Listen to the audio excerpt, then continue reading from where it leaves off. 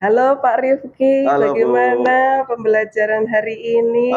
Alhamdulillah lancar dan tanpa ada sesuatu apapun. Oke, kita langsung saja Iya pada Bu. pasca observasi ya, Ya. karena tadi pembelajaran yang sudah Pak Rifki lakukan itu tentunya kan ada yang ingin disampaikan oleh Pak Rifki. Nah, Ya. ini saya ingin langsung mendengar nih dari Pak Rifki tentang refleksi dari pembelajaran yang sudah Pak Rifki lakukan tadi saat observasi. Monggo Pak Rifki. Ya.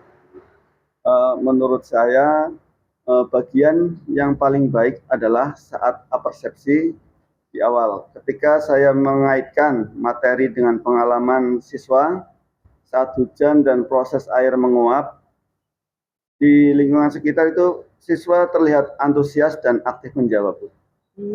Dan mereka dapat menghubungkan pengalaman sehari-hari dengan konsep awal daur air.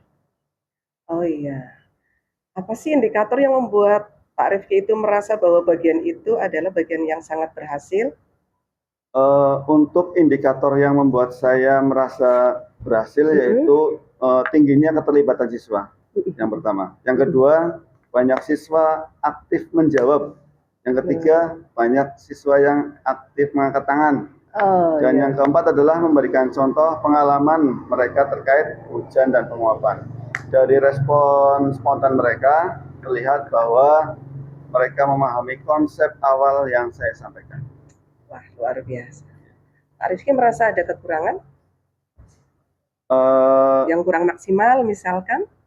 Bagian menurut saya yang paling kurang maksimal adalah yaitu saat menjelaskan tahapan daur air. Beberapa siswa terlihat bingung saat saya menjelaskan proses evaporasi, kondensasi, dan presipitasi secara berurutan. Dan saya juga belum memberikan media visual dan demonstrasi yang cukup sehingga konsepnya terasa abstrak bagi siswa. Itu. Kenapa tuh Pak? Yang tadi saya yaitu menurut saya penyebab bagian itu kurang maksimal adalah karena saya belum menyiapkan media visual dan demonstrasi yang cukup konkret. Jadi anak-anak masih bingung. Materi daur air ini bersifat abstrak bagi siswa sehingga penjelasan verbal saja membuat mereka sulit membayangkan prosesnya. Selain itu, saya lebih bercerita dibanding memberi kesempatan siswa untuk bereksplorasi. Gitu, Bu. Kalau kondisinya seperti itu, kira-kira bagaimana nih Pak Rifki yang akan dilakukan? Saya akan lebih menyiapkan ya media pembelajaran yang bisa membuat siswa memahami secara maksimal tahapan lengkap daur air. Saya siapkan media visual agar anak nantinya dapat jelas melihat tahapan-tahapan lengkap daur air.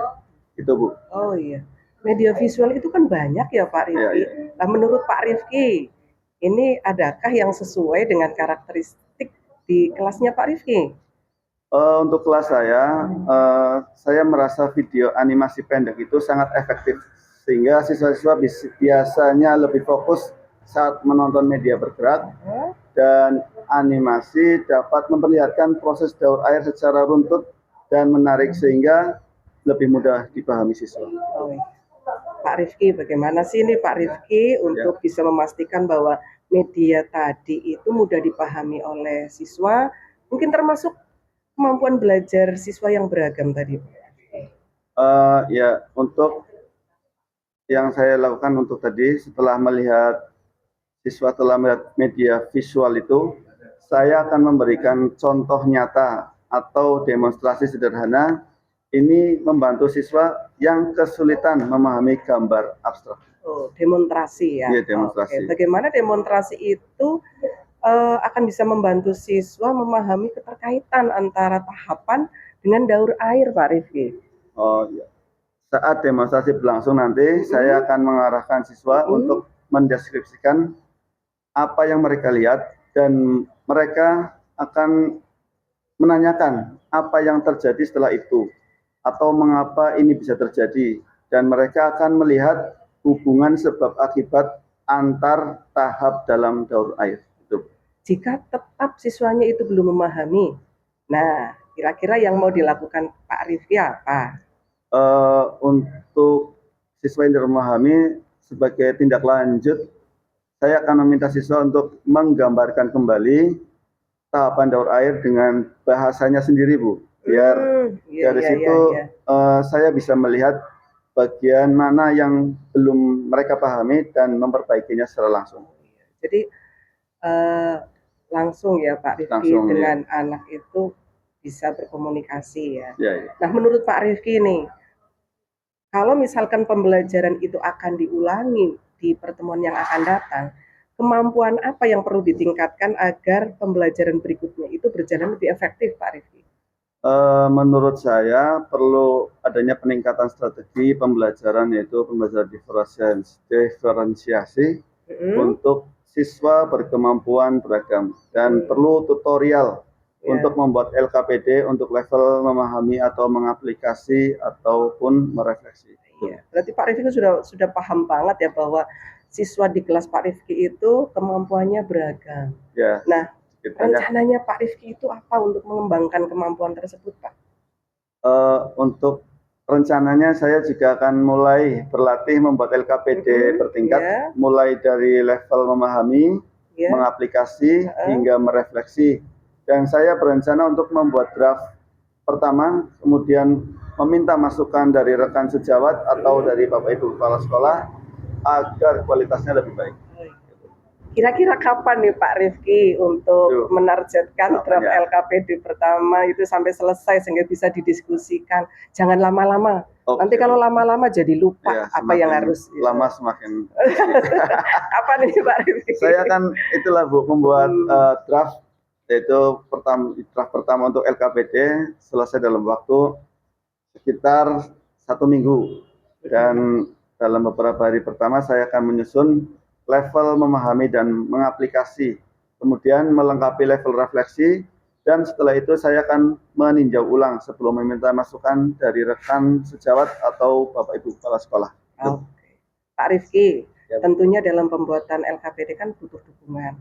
Apa yang diharapkan Pak Rifki selama proses penyusunan LKPD itu? Biar hasilnya itu maksimal, Pak Rifki. Oke Bu, ya jadi nanti dukungan yang saya butuhkan selama penyusunan LKPD antara lain berupa umpan balik terhadap rencana awal yang saya buat, terutama terkait kesesuaian materi dengan tujuan pembelajaran dan tingkat kognitif siswa. Selain itu, saya juga membutuhkan arahan jika ada bagian yang perlu diperbaiki, serta kesempatan untuk berdiskusi mengenai strategi penyusunan aktivitas yang lebih menantang dan bermakna bagi siswa. Apabila memungkinkan, saya juga berharap dapat memanfaatkan fasilitas sekolah sebagai akses, perangkat, dan referensi tambahan untuk menyempurnakan LKPD tersebut. Saya tunggu loh Pak Rifki. Siap Bu, insya Allah. Iya, terima kasih Pak Rifki atas refleksinya dan komitmennya tentang pengembangan diri yang sudah Pak Rifki sampaikan.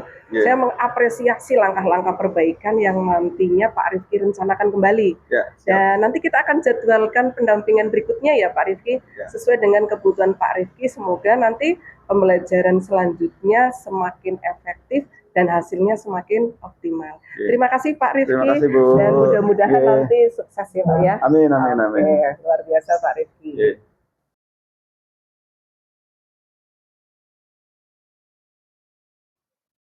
Selamat pagi Pak Rifki.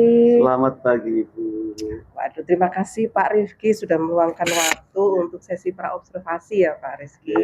Saya hadir sebagai mitra untuk mendukung Pak Rizky untuk mencapai kualitas pembelajaran yang lebih baik. Bagaimana perasaan Pak Rifki untuk hari ini sebelum mulai proses pembelajaran Pak Rifki? Alhamdulillah perasaan saya sangat baik. Dan insya Allah saya siap untuk memulai kegiatan hari ini. Baik, mari kita mulai percakapannya ya Pak Rifki ya. Bu. Oke, saya sudah membaca RPP-nya Pak Rifki. Dan apa sih tujuan pembelajaran untuk daur air yang akan Bapak laksanakan hari ini Pak? Ya, untuk pertama terima kasih Bu. Sesuai yang di RPP, untuk tujuan pembelajaran hari ini adalah siswa menjelaskan konsep daur air beserta tahapannya, yaitu evaporasi, kondensasi, presipitasi, infiltrasi dan siswa nantinya akan mendemonstrasikan model secara sederhana daur ulang melalui percobaan mini. Dan siswa akan merefleksikan pentingnya daur air bagi kehidupan, mengidentifikasi perilaku yang menjaga berkelanjutan air.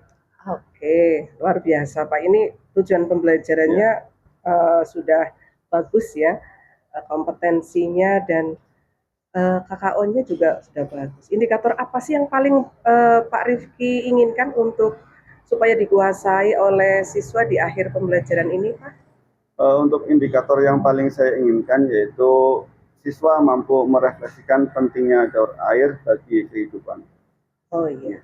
Menurut Pak Rifki, biasanya anak-anak itu merespon pembelajaran itu untuk materi ini yang diajarin itu bagaimana, Pak?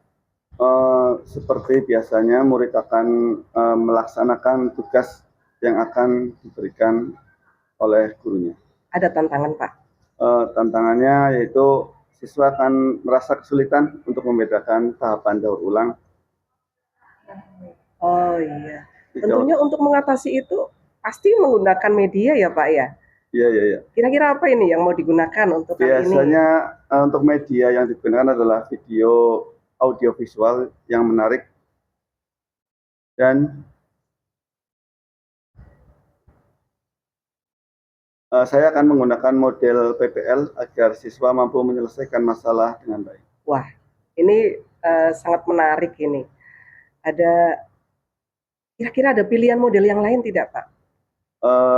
Sepertinya saya akan mencoba model PPL dengan bantuan audio visual. Oh iya. Kira-kira yang mau dilakukan oleh anak-anak biar aktif itu aktivitasnya apa Pak Rifki? Untuk anak-anak biar aktif yaitu anak-anak kegiatannya yang sudah direncanakan adalah mengamati video di sini, terus tentang kekeringan, tentang banjir, terus perubahan cuaca dan krisis air. Adakah alternatif kalau dilihat kok anak-anaknya tidak aktif ini? Alternatifnya apa Pak Rifki ini kalau misalkan terlihat seperti itu? Apa ya, dalam pelaksanaannya nanti saya akan mengelola kelas dengan cara membagi siswa menjadi beberapa kelompok sehingga nanti tidak mungkin mereka tidak aktif. Oh iya. Ini dalam pencapaian ini kan ada level-level yang harus dicapai ya.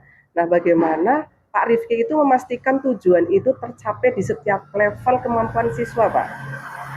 Nanti saya akan memastikan tujuan supaya bisa tercapai, yaitu dengan menyiapkan instrumen penilaian proses untuk setiap level. Untuk level memahami, saya menggunakan LKS, identifikasi konsep. Untuk level mengaplikasi, saya menilai keterampilan saat percobaan, dan untuk level merefleksi, saya akan menggunakan lembar refleksi dan presentasi solusi.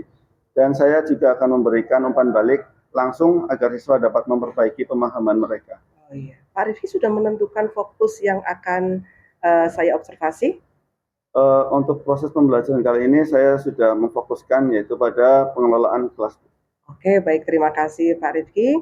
Nanti saya akan melakukan observasi langsung ke kelas Pak Rifki dan saya akan mengobservasi fokus yang sudah kita sepakati. Ya, semoga nanti pembelajarannya berjalan lancar ya Pak Rifki ya. Ya, terima kasih. Amin Bu. Ya. Terima kasih Bu. Silakan Pak Rifki langsung menuju kelas. Nanti saya akan langsung ke kelas.